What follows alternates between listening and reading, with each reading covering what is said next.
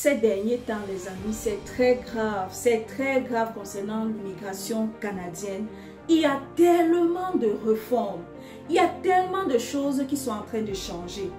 Et tout récemment, c'était exactement le 28 août, il y a une réforme qui est sortie interdisant les visiteurs au Canada désormais de demander du permis de travail sur le territoire canadien. Plusieurs personnes sont bouleversées par rapport à cette situation. Les gens se lamentent, d'autres se questionnent par rapport à leur situation, par rapport à leurs proches, par rapport aux personnes qui connaissent, qui sont dans cette situation. Ben moi je dirais plutôt que, quelles sont les solutions positives? Quelles sont les leçons positives qu'on peut tirer, qu'on peut retenir suite à ces réformes-là? Quelqu'un l'a dit. On ne pleure pas. On ne pleure pas. C'est interdit de pleurer. Parce que si tu continues de pleurer sans chercher la solution, sans tirer des leçons, c'est trop grave. Donc, reste scotché sur cette vidéo. Parce que ce que je vais dire ici, je suis sûre que tu vas sortir de là avec quelque chose de positif pour toi ou alors que tu peux partager autour de toi. Oui, les amis, la suite de la vidéo, stay tuned.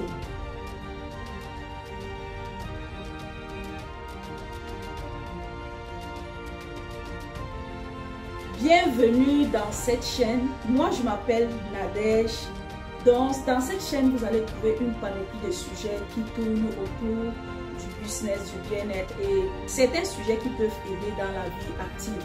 Donc, aujourd'hui, on va parler un peu un sujet qui touche l'actualité au niveau de l'immigration canadienne. Ça fait depuis plusieurs jours, là, il y a beaucoup de réformes plusieurs réformes concernant l'immigration canadienne et exactement, ça fait quelques jours, il y a une réforme, je crois que c'est sorti exactement le 28 août 2024, qui interdisait les visiteurs à demander un permis de travail sur le sol canadien. Donc, qu'est-ce que ça veut dire? Ça veut dire que si tu es un visiteur, tu es sur le sol canadien, désormais, tu ne peux plus demander un permis de travail étant sur le sol canadien. Il va falloir que tu retournes, je ne sais pas, peut-être tu peux le demander à l'extérieur. Et cette réforme-là, ça touche plusieurs personnes. Les gens se lamentent, les gens se questionnent. D'autres sont vraiment tristes suite à cette situation-là. Donc, moi, j'ai pensé plutôt partager aujourd'hui quelques solutions, quelques solutions et leçons positives qu'on peut tirer de ces réformes-là. Donc, en fait, ça fait exactement depuis 2020, pendant le Covid, vous savez, c'était très compliqué pendant le Covid dans tout le monde entier. Plusieurs frontières étaient fermées. Et il y a des visiteurs qui étaient au Canada qui se sont retrouvés bloqués parce qu'ils ne pouvaient pas sortir, ils étaient là sur place. Et le gouvernement canadien était obligé de mettre une loi sur pied qui demandait à ces visiteurs-là de demander un permis de travail. De demander un permis de travail parce qu'ils étaient bloqués, les frontières étaient fermées. Et cette réforme-là a été renouvelée l'année passée, et ça allait jusqu'à février 2025. Mais on a été surpris. Ça fait quelques jours, ils ont tout arrêté, ils ont tout stoppé. Ils ont dit, à partir d'aujourd'hui, si tu es un visiteur, tu demandes le permis. Tu n'as plus le droit de demander le permis de travail sur le sol canadien. Qu'est-ce que ça signifie? Ça veut dire que si tu es venu en visite, après ta visite, tu es censé retourner dans ton pays. C'est ce que ça veut dire. Même si tu veux faire une autre procédure, je ne sais pas, même si tu veux faire une demande de permis de travail, tu dois le faire à partir de ton pays d'origine. Et peut-être il y avait plusieurs personnes sur le territoire qui je sais pas, qui espéraient trouver un contrat de travail afin de demander leur permis de travail. En fait, aujourd'hui, on va partager quelque chose qui peut nous aider en fait. Qui peut nous aider parce qu'il y en a pas mal qui se lamentent. Et c'est quoi ces solutions-là? La première des choses ici que moi, je peux partager, la première solution ou bien leçon positive que je peux partager avec vous, c'est dire que si tu es un visiteur ou bien si tu as quelqu'un qui est visiteur et qui est sur le territoire canadien, au moins il est encore dans la légalité parce que la plupart des temps, les visas visiteurs, on te donne sur une longue durée en fonction de la durée de ton passeport. Je prends un exemple. Tu peux te retrouver, on t'a donné peut-être une durée de 5 ans et une durée de 4 ans. Mais tu dois, après 6 mois, tu dois sortir du territoire avant d'entrer. Donc, c'est des entrées multiples. Après 6 mois, normalement, tu dois sortir avant d'entrer. Ou alors, tu peux renouveler ton visa. Mais est-ce que tu vas passer ton temps à renouveler tout le temps? Oui, tu peux renouveler une fois. Ceci, cela. Donc, la première chose que je peux partager ici de positif, c'est que si tu es un visiteur, tu te retrouves dans cette situation-là. Si c'est possible, essaye de sortir. Parce que là, au moins, ton visa est encore valide.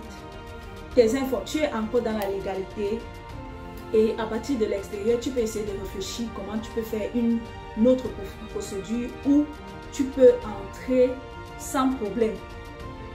Donc ça, c'est la première solution positive. En fait, ça, c'est la première solution ou bien leçon positive que je peux partager avec vous. Je sais qu'il y a plusieurs qui vont dire non, ils ne veulent pas rentrer parce qu'ils ont honte. Qu'est-ce qu'on va dire? Les gens vont se moquer de moi. J'ai vu d'autres que non, je vais dire quoi? Les gens vont se moquer de moi que je suis revenu au bas niveau. Les amis, vous savez, dans la vie, si tu veux vivre en fonction du regard des gens, tu n'arriveras jamais à destination. Si tu veux vivre en regardant ce que les gens vont dire, tu n'arriveras jamais. Donc, si tu peux, à un moment donné, revenir plus bas avant de remonter, fais-le. Fais-le. Ne regarde pas ce que les gens vont dire. Même si on dit qu'on t'a chassé, parce qu'il y a certains qui disent qu'on va dire qu'on m'a rapatrié. Accepte même qu'on t'a rapatrié. Si tu as besoin de revenir en arrière pour rebondir, accepte tout ce que les gens vont dire et ne cherche pas à t'expliquer. Il y a d'autres personnes qui vont chercher à emprunter des chemins un peu compliqués. Mais moi, je vous dirais, réfléchissez bien. Parce que tout ce que je sais, c'est que si tu te retrouves dans ce pays sans kaolo, comme on dit souvent, c'est souvent des situations très compliquées. Un sans kaolo peut vivre facilement dans d'autres pays et s'en sortir. Mais ici, c'est vraiment compliqué. Réfléchissez bien avant de prendre certaines solutions. D'autres personnes, parmi ces visiteurs-là, il y a plusieurs qui ont demandé l'asile. Et oui, tu demandes l'asile. Il y a certains qui demandent l'asile, on leur donne un permis de travail en attendant. Mais lorsque tu fais une demande d'asile, on te donne un permis de travail. Ça ne signifie pas que ton dossier a été accepté. Lorsqu'on te donne un permis de travail, c'est pour que tu restes en attendant que ton dossier soit traité. Et il y a des cas où si on te refuse, ça devient encore plus compliqué. Donc, réfléchissez bien avant de prendre une solution qui peut vraiment vous aider. Faites des recherches dessus. S'il y a possibilité, rapprochez-vous auprès d'un consultant en immigration. Allez vous rapprocher auprès des experts, des consultants en immigration ou bien des avocats qui peuvent vous donner de très bons conseils. Si vous ne pouvez pas faire des recherches personnelles, parce qu'il y a des personnes qui n'ont pas cette possibilité de faire des recherches d'eux-mêmes ou bien de comprendre le système canadien, rapprochez-vous auprès des experts qui peuvent bien vous aider par rapport à votre situation. La deuxième leçon positive et solution qu'on peut tirer par rapport à cette information, c'est que les amis, vous savez, dans la vie, ça ne sert à rien de courir. Ça ne sert à rien d'être... C'est-à-dire, ça ne sert à rien de chercher le raccourci en fait. Je dis ça pourquoi? Parce que j'ai souvent rencontré plusieurs personnes dans la rue qui disent qu'ils sont des visiteurs, peut-être ils sont à la recherche du travail, peut-être un employé qui peut leur donner un contrat de travail et tout. Mais quand j'essaye de questionner ces personnes-là, je me rends compte que c'est des personnes qui ont de très bons dossiers, qui pouvaient bien se lancer pour faire l'immigration canadienne. J'ai carrément vu un monsieur qui était enseignant dans son pays, qui avait déjà plus de 8 années d'expérience professionnelle. mais qui se retrouvait visiteur ici, en train de errer dans la rue. Ben, je lui ai demandé pourquoi les enseignants sont tellement recherchés ici. Et c'est des gens qui sont tirés tellement dans, je sais pas, dans le système d'immigration. Mais pourquoi tu te retrouves ici en tant que visiteur? Apparemment, je sais pas, peut-être qu'il n'avait pas cette information. Ou alors, il dit qu'il voulait venir rapidement. Il voulait venir rapidement. Et tu vois, tu te retrouves dans une situation où tu cherchais la rapidité et tu te retrouves dans des problèmes vraiment compliqués. Pourtant, si tu étais resté, si tu avais fait ton immigration normalement, tu devais arriver au Canada avec ta résidence permanente. Parce que ici, un résident permanent a les mêmes droits qu'un citoyen. Il a tous les avantages qu'un citoyen canadien a. La seule chose que tu ne peux pas faire en tant que résident permanent, c'est le vote. Mais tous les avantages là, tu as la possibilité de les avoir. Donc, ça ne sert à rien de courir. Ça ne sert à rien de chercher les visas micro-ondes. Moi, j'appelle ça visa micro-ondes. Les gens qui cherchent la rapidité, ils se disent que non, je vais emprunter ce chemin parce que je ne veux pas faire ci, je ne veux pas faire ça. Il y a d'autres personnes qui disent, je ne voulais pas faire le test de langue. Les amis, vous ne voulez pas faire le test de langue. Vous cherchez la rapidité. Maintenant, on se retrouve dans des situations très compliquées. Donc, la rapidité ne sert à rien dans la vie. La troisième leçon ou solution positive qu'on peut tirer de cette réforme-là, c'est quoi? C'est que, les amis, vous savez, dans la vie, il faut éviter de mettre des choses à demain. Il faut éviter la procrastination au quotidien. Pourquoi? Parce qu'il y a plusieurs qui sont arrivés ici et certainement, ils étaient encore en train de, je ne sais pas, d'observer le Canada et ils se sont retrouvés, lorsque cette loi est sortie, ils n'ont encore rien fait. Ils se sont retrouvés butés comme ça, vous voyez un peu. Ils se sont retrouvés dans des situations très compliquées. Très compliquées. Il y en a même qui sont dans, je ne sais pas, moi je connais aussi plusieurs personnes qui voulaient se lancer pour faire l'immigration canadienne par le passé. C'était encore, il y avait des choses qui étaient encore un peu faciles, mais ils disaient non, je ne veux pas le faire, ça prend trop de temps, c'est trop long et tout. Et aujourd'hui, ils se retrouvent dans des situations compliquées, les choses continuent de se compliquer de jour en jour. De jour en jour. Pourquoi ne pas patienter? Pourquoi ne pas commencer ton projet et rester posé pour avoir des solutions, je ne sais pas, pour avoir pour avoir un résultat positif et qui te convient. Il y a d'autres personnes qui se retrouvent dans les pays aujourd'hui, surtout en Afrique. Je me souviens, lorsque je faisais mon dossier d'immigration, j'ai partagé autour de moi des connaissances qui me sont très chères, qu'on se lance ensemble. Ils ont dit non. Parce qu'ils étaient confortables, je ne sais pas, peut-être à leur travail, à une situation qui les convenait. Mais aujourd'hui, ça devient très compliqué. Ils cherchent à immigrer et les choses sont devenues un peu plus difficiles. Il y a d'autres personnes il y a certains qui ont pris de l'âge. À l'époque, c'était plus facile pour eux de se lancer. Ils ont dit non, ils ont remis à demain. Ils ont dit non, je vais le faire plus tard. Et aujourd'hui, ils n'ont plus assez d'âge pour avoir des points. Parce que lorsque tu fais ton dossier d'immigration, c'est une histoire de points. Et l'âge compte beaucoup. Plus tu es vieux, moins tu as la chance d'avoir plus de points. C'est pas que ce n'est pas impossible. Tu peux immigrer avec un âge avancé. Mais le facteur âge qui pouvait te donner assez de points pour te faciliter les choses, ça devient compliqué. Et tu vas te retrouver en train d'aller chercher peut-être les points ailleurs. Mais est-ce que c'est donc facile? Donc, moi je dirais, quand tu as un projet dans la vie, lance-toi. Ne perds pas le temps. Lance-toi. Il y a un proverbe qui dit, apprenons à mettre, même si c'est possible, apprenons à mettre nos œufs dans plusieurs paniers.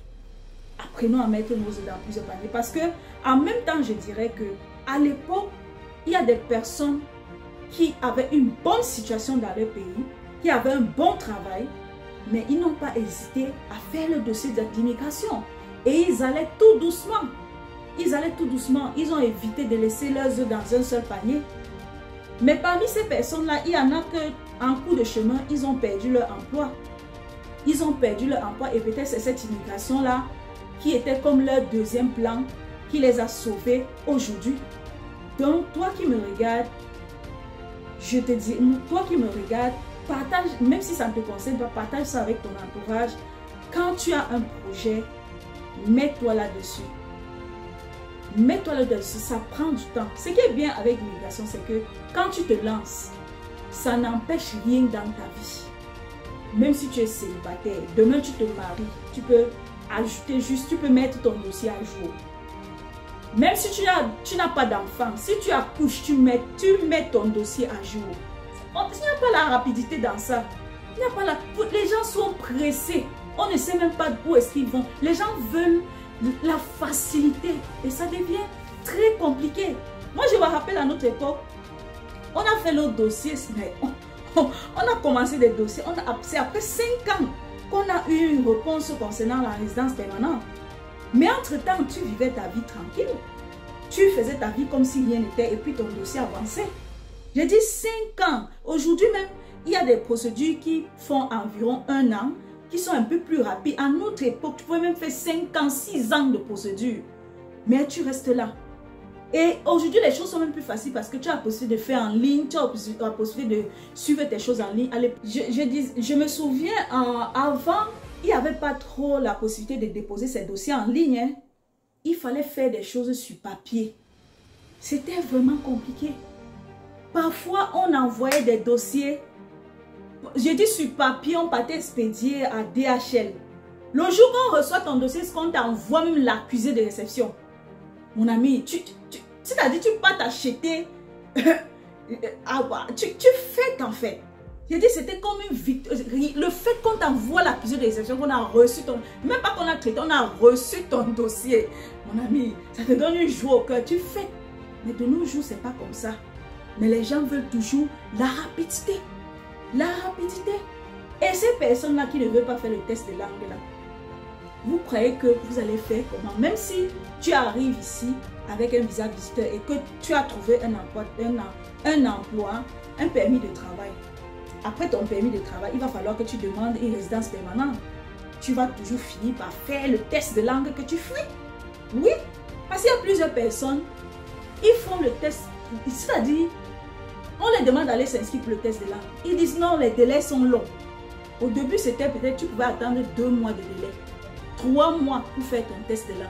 Il y a des gens qui ont remis à demain. Il y a des gens qui ont procrastiné. Je dis ceux qui sont en Afrique là, la plupart, ou bien dans d'autres pays qui veulent faire de l'immigration, je vais faire le test de langue, tu remets à demain, tu remets après 2 mois, après 3 mois. Après 3 mois, ça devient compliqué. Les délais passent de 2 mois à 6 mois. Aujourd'hui même, je crois que ça va jusqu'à 1 an. Donc si tu t'inscris là, tu as jusqu'à peut-être 6 à 1 an pour avoir une place avant d'aller composer ton test de langue. Et il y a des gens qui continuent toujours à procrastiner. Prenez une décision. Quand tu as un projet, lance-toi parce que on ne sait pas ce que demain est fait. On ne sait pas de quoi demain est fait. Quand tu veux faire quelque chose, ce n'est pas seulement au niveau de l'immigration, même dans la vie active. Quand tu as un projet à faire, lance-toi, jette-toi, commence à le faire. Parce qu'on ne sait pas de quoi demain est fait. Demain, si tu renvoies tout le temps, tu renvoies des mois, des semaines, en cours de chemin, tu peux rencontrer un obstacle. Un obstacle. Qui pouvait imaginer que cette loi devait sortir comme ça? C'est-à-dire, on n'est même pas arrivé à la fin, on n'est même pas arrivé à février 2025, comme ils avaient dit. Ils ont mis fin en cours de chemin. Donc, toi qui es en projet là, même si tu as un projet de faire quelque chose, ça ne peut, c'est pas seulement l'immigration, fais-le. Même si tu as un plan A, un plan B, cherche un plan C. Ayez toujours au moins 5 plans. 5 plans dans votre portefeuille. Parce qu'on ne sait jamais. Le plan A que tu comptes là, ça peut s'arrêter en chemin. Et c'est le plan que tu ne t'imaginais même pas qui vient te sauver. Vous voyez un peu. Donc, c'est un peu ça. Bon, la quatrième des choses que je peux partager ici, soyons aussi ouverts à d'autres opportunités. Il y a des personnes qui regardent aussi d'autres opportunités dans d'autres pays. Oui, parce que parfois, ça peut être difficile ici et que tu as la possibilité de faire d'autres procédures dans d'autres pays, ça marche. Moi, je connais des personnes qui ont lancé l'immigration canadienne. En même temps, ils ont joué la loterie américaine. Il y en a qui se sont retrouvés avec 2 possibilités sur la main et ils ont fait un choix. Oui, regarde aussi d'autres opportunités. Même si ton rêve, c'est de chuter au Canada plus tard, oui, il y a ceux qui peuvent emprunter le même chemin, arriver au Canada. Il y a ceux qui vont passer plutôt par un autre pays, mais à la fin, ils vont se retrouver au Canada. Donc, il faut être ouvert, il faut être flexible.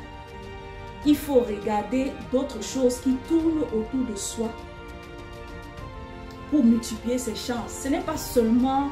En fait, dans tous les domaines de la vie, il faut faire pareil. Et surtout, évitons de remettre à demain. Évitons de remettre ce qu'on peut faire aujourd'hui à demain. Évitons la facilité, la rapidité. Parce que ce qui est bien, ça prend du temps. Qu'on ne vous mente pas.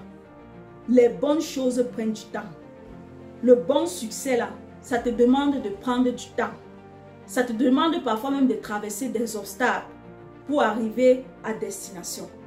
Donc, j'espère que j'arrive comme ça à la fin de la vidéo. J'espère que ce que j'ai partagé ici, ça va t'apporter un plus. Donc, on va se retrouver à une autre prochaine vidéo. Bye bye.